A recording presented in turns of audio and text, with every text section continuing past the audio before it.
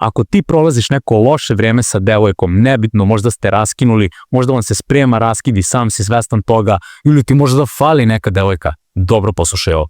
Ako si potpuno paralisan da ne možeš bukvalno ništa, ni o čemu da razmišljaš sem toga, hoće da se zapitaš ovo. Ja prolazim sada možda kroz raskid, kroz samoću, bilo šta.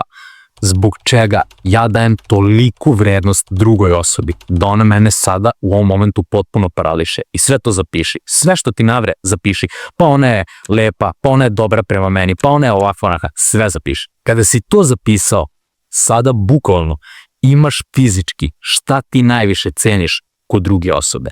E sada, pogledaj realno, da li taj odnos, ako prolaziš kroz raskid, može da se popravi. Ako može da se popravi, daj sve od sebe i ostalo pusti Bogu. Ako ne može da se popravi, tu je Bog već došao da uradi svoje. Samo ga pusti i povuci se. Ako ti imaš problema s ovim, obavezno me zaprati jer spremam nešto novo.